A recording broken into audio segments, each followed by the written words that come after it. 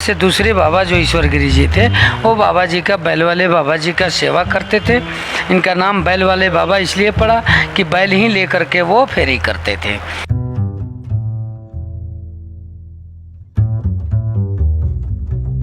अच्छे मकाने बन गए हैं।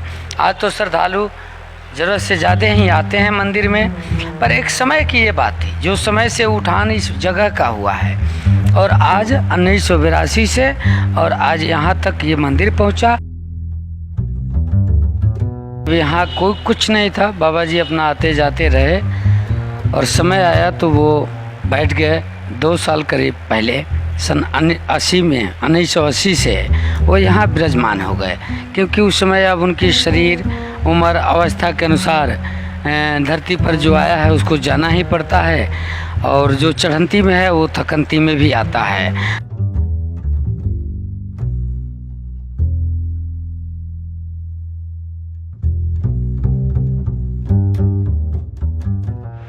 नमस्कार, सत श्री अकाल जी। मैं हाँ ਤੁਹਾਡੇ ਨਾਲ ਰਵਨੀਤ। ਜਿਵੇਂ ਕਿ ਤੁਸੀਂ ਜਾਣਦੇ ਹੋ ਕਿ ਪਟਿਆਲਾ ਸ਼ਹਿਰ ਦੇ ਜਿੰਨੇ ਵੀ ਪ੍ਰਾਚੀਨ ਮੰਦਰਾਂ ਬਾਰੇ ਤੁਹਾਨੂੰ ਮੈਂ ਅੱਜ ਤੱਕ ਜਾਣਕਾਰੀ ਦਿੰਦੇ ਆਈ ਹਾਂ, ਲਗਾਤਾਰ ਮੈਂ ਤੁਹਾਨੂੰ ਜਾਣਕਾਰੀ ਦਿੰਦੇ ਆ ਰਹੀ ਹਾਂ।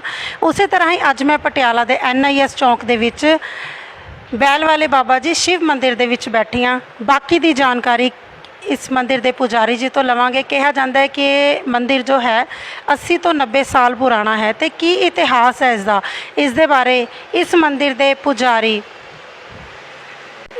के पुजारी अरविंदानंद गिरी जी तो नाल गलबात करांगे तो जानांगे कि इतिहास है इस मंदिर का। नमस्कार पंडित जी। नमस्कार जी। पंडित जी, जिमें कि इस मंदिर बारे कहा जाता है कि 80-90 साल पुराना मंदिर है ना, तो तुसी किन्ने टाइम तो इस मंदिर के नाल जुड़े हो? जी, सबसे पहले तो ओम नमो नारायण सभी को आपके चैनल के माध्यम से।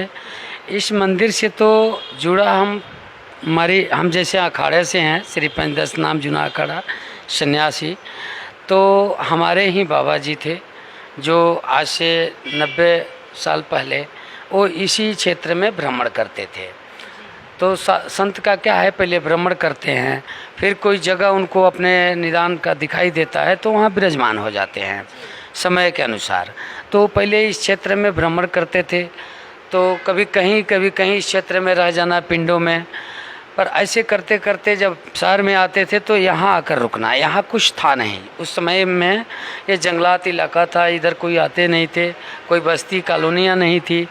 उस समय भी वो आकर के एकांत में अपना बैठते थे यहीं, और बैठकर फिर अपना 1 दिन 2 दिन बिता लेते थे ऐसे आकाशवृत्ति, फिर अपना निकल जाते थे रम्मत में।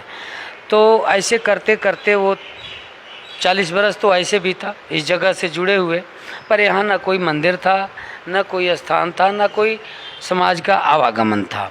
तो ऐसा है कि जब यहाँ कोई कुछ नहीं था, बाबा जी अपना आते जाते रहे और समय आया तो वो बैठ गए। 2 साल करीब पहले सन 1980 से वो यहाँ विराजमान हो गए, क्योंकि उस समय अब उनकी शरीर उम्र अवस्था के अनुसार धरती पर जो आया है उसको जाना ही पड़ता है, और जो चढ़ंती में है वो थकंती में भी आता है। तो शरीर से थक गए, वो यहीं अब विश्राम के रूप में ठहरने लगे, रुक गए, कहीं जाने योग्य थे नहीं, और जीवन में अपना वो भ्रमण रम्मत संगत किए थे, परंतु और कहीं अपना स्थान, कोई बैठने का कोई ऐसा जगह नहीं बनाए थे। जो आकर के यहीं बैठे, यहाँ उनको अच्छा लगता था। अच्छा जगह भी नहीं, देखा जाए तो ये जंगल है, जंगलात है और गंदा नाला है, पीछे सिंचाई विभाग कुछ था नहीं, लेकिन उनको अच्छा लगा इस जगह को देखकर, तभी तो आत्मा सहित यहाँ बैठ गए। 2 साल बाद सन 1982 में 30 जनवरी को बसंत पंचमी, हमारे सनातनी त्यौहार के अनुसार तिथियाँ थी बसंत पंचमी, और अंग्रेजी से 30 जनवरी 1980 में उन्होंने 82 में उन्होंने यहाँ पर शरीर को छोड़ दिया, यानी पूरा हो गए शरीर से। जो हमारे संसारिक जीवन में कहा जाता है गृहस्थ में कि कोई मृत्यु हुआ है, हमारे संन्यास परंपरा में होता है कि ब्रह्मलीन को हो गए, ये ब्रह्मलीन हो गए, ये समा गए, स्वर्गवास हो गए या पूरा हो गए। तो हमारे में भू समाधि लगती है, जो सन्यासी परंपरा है कि भू समाधि संतों को दी जाती है। तो यहाँ से आए, त्यागी मंदिर है सनौरी अड्डा, बहुत प्राचीन, तो वहाँ पर त्यागी जी थे, और एक अजमेर गिरी सन्यासी थे, वो बुला कर के लाए गए, जो जा कर के उनको जानकारी दिए बाबा जी को कि आपके बाबा जी पूरा हो गए हैं। तो हमारे अजमेर गिरी जी आए।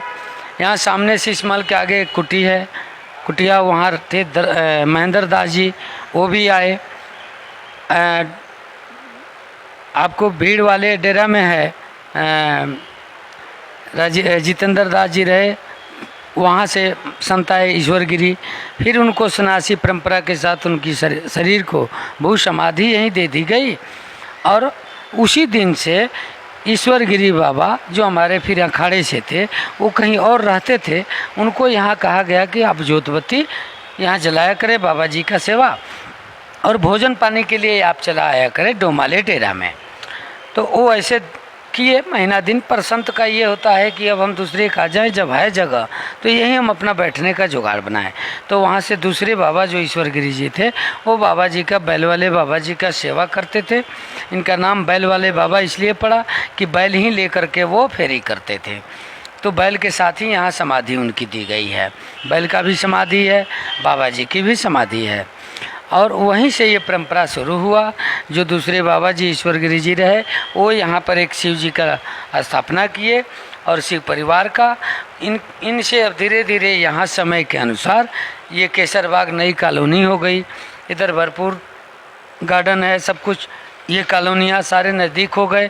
और अच्छा अब इस समय तो और बढ़ोतरी हो गया, चारों तरफ अच्छे अच्छे मकाने बन गए हैं। आज तो श्रद्धालु ज़रूरत से ज़्यादा ही आते हैं मंदिर में। पर एक समय की ये बात थी, जो समय से उठान इस जगह का हुआ है, और आज 1982 से और आज यहाँ तक ये मंदिर पहुँचा। बीच में सारे मंदिरों की सेवा देख ही रहे हैं, और भक्त जगत का आवागमन है, और इसी के साथ यहाँ का संचालित शुरू हुआ है। ਤੇ ਦੇਖਿਆ ਜਾਏ ਤਾਂ ਕਿ ਬਹੁਤ ਪਿਆਰੀਆਂ ਤਸਵੀਰਾਂ ਇਸ ਮੰਦਿਰ ਦੀਆਂ ਤੁਹਾਡੇ ਨਾਲ ਲਗਾਤਾਰ ਸਾਂਝੀਆਂ ਕਰ ਰਹੇ ਹਾਂ, ਨਾਲ ਸਾਂਝੀਆਂ ਕਰ ਰਹੇ ਹਾਂ।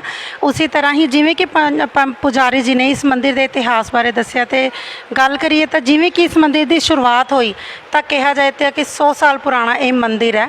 ਤੇ ਪੰਡਿਤ ਜੀ ਟੋਟਲ ਕਿੰਨੇ ਕਿਹਾ ਜਾਏ ਕਿ ਜਿਵੇਂ ਕਿ ਮੰਦਿਰ ਦੇ ਵਿੱਚ ਵਿਰਾਜਮਾਨ ਨੇ ਦੇਵੀ ਦੇਵਤਾ, ਟੋਟਲ ਕਿੰਨੇ ਦੇਵੀ ਦੇਵਤਾ ਵਿਰਾਜਮਾਨ ਨੇ? ਜਿਹੜੇ ਤਿਉਹਾਰ ਨੇ, ਜਿਸ ਤਰ੍ਹਾਂ ਕਿ ਮੰਦਿਰ ਦੇ ਵਿੱਚ ਜੋ ਵਿਰਾਜਮਾਨ ਹੈ ਦੇवी देवता, उस दे मुताबिक का त्यौहार भी इत्थे हर तरह का मनाया जाता होगा। ऐसा है कि यहाँ पर देवी तो है ही, देवता भी हैं, पर यहाँ पर भगवान भी विराजमान हुए हैं।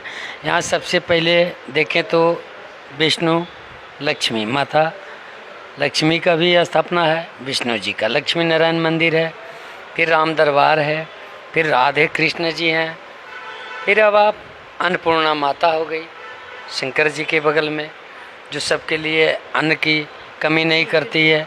यहाँ तक कि शिव के इतिहास है कि माता अन्नपूर्णा से ही भिक्षा मांगे थे, वैसे अन्नपूर्णा को भी ज़रूरत था। तो समाज के लिए, सब जनहित के कल्याण के लिए हमने अन्नपूर्णा माता को भी यहाँ पर स्थापित किया गया है। फिर शंकर जी हैं, शिव परिवार पूरे, हनुमान जी हैं, नैना माता, दुर्गा जी, गणेश जी, बाबा बालकनाथ जी हैं, फिर से संतोषी माता हैं, बंगलामुखी महामाई माता का स्थान है, काली माता हैं, चिंतपूर्णी माता हैं, नवग्रह है, मनसा देवी, शनि देव हैं, शीतला माता, सरस्वती माता, खाटू श्याम जी हैं, भैरव जी हैं। इसके बाद 6 समाधियाँ हैं, और एक स्थापना अभी विश्वकर्मा जी का, वो जो मंदिर सामने तैयार है, खाली है, तो उसमें विश्वकर्मा जी का 17 सितंबर को स्थापित किया जाएगा। तो इतने देवताओं का यहाँ मंदिर चल रहा है। एक साईं राम जी हैं, उनके प्रति भी लोगों की, ऐसे आप देखें तो समाज में बात विवाद ये सब पर आता रहता है, पहले भी आज भी है। साईं राम जी भी हैं, संगतों का आस्था है, भक्ति है, तो उनका भी स्थापना है। नगर खेड़ा हैं, जो क्षेत्रपाल हैं, नगर के मालिक हैं, उनको इसलिए रखा गया है कि बिना नगर के अधिकारी का बाहरी कोई इष्ट देवता काम नहीं करता है, इसलिए नगरपाल को, नगर खेड़ा को मान्यता मिला है, तो उनका भी यहाँ स्थापना हुआ है। ਤੇ ਪੁਜਾਰੀ ਜੀ ਜਿਵੇਂ ਕਿ ਤਿਉਹਾਰ ਕਿਹੜੇ ਮਨਾਏ ਜਾਂਦੇ ਇਸ ਮੰਦਿਰ 'ਚ? त्यौहार एक तो सनातनी त्यौहार तो है ही, हमारी महाशिवरात्रि है, कृष्ण जन्म उत्सव बड़ी धूमधाम से यहाँ मनाई जाती है। नवमी में राम जी का जन्म उत्सव मनाया जाता है, लक्ष्मी नारायण जी की और तमाम जो देवी देवता हैं इनका जो सालाना जो जन्म उत्सव आता है वो भी इस मंदिर में मनाया जाता है। जो इनकी प्राण प्रतिष्ठा हुई है तो उसका भी सालगिरह मनाया जाता है मंदिर के तरफ से कि आज ये स्थापना दिवस है, इतना साल हो गया इस देवताओं का विराजमान हुए। तो यहाँ संगत को प्रोग्राम करने में, कोई त्यौहार मनाने में, लंगर भंडारा प्रसाद बांटने में यहाँ किसी प्रकार की कोई कमी तो है नहीं। आस्था में लोगों का फर्ज है, भक्तों का, संगत का, कि एक एक चीज़ ले आकर और ढेर सारी चीज़ें कर देते हैं। वही संगत नाल मिलकर फिर समाज में सेवा में प्रसाद के रूप में बांटा जाता है। तो ये परंपरा पुरातन है कि इनकी जो मुख्य तिथियां हैं, त्यौहार है, वो तो मनाई ही जाती है, पर जो स्थापना दिवस है वो भी मनाया जाता है मंदिर के तरफ से। बीच में किसी की मन्नत पूरा हो जाती है तो जिस देवता के प्रति उनके नाम पर वो भी आकर के यहाँ एक विशेष कार्यक्रम करता है। वो आकर कहता है कि बाबा जी हमारा कार्य पूरा हो गया, हमको यहाँ भंडारा करना है, अनुष्ठान कराना है, तो उसको भी सहयोग देकर और करवाया जाता है। तो ऐसे करके यहाँ प्रोग्राम भगवान का चलता ही रहता है। बहुत ਵਧੀਆ ਇਤਿਹਾਸ ਪੁਜਾਰੀ ਜੀ ਨੇ ਇਸ ਮੰਦਿਰ ਦਾ ਦੱਸਿਆ। ਸੋ ਇਸੇ ਤਰ੍ਹਾਂ ਹੀ ਅੱਗੇ ਵੀ ਇਸੇ ਤਰ੍ਹਾਂ ਮੰਦਿਰਾਂ ਦੀ ਜਾਣਕਾਰੀ ਅਸੀਂ ਤੁਹਾਨੂੰ ਦਿੰਦੇ ਰਹਾਂਗੇ। ਸੋ ਜੁੜੇ ਰਹਿਣਾ ਸਾਡੇ ਚੈਨਲ ਦਾ ਮੇਰਾ ਟਾਈਮ ਦੇ ਨਾਲ। ਧੰਨਵਾਦ।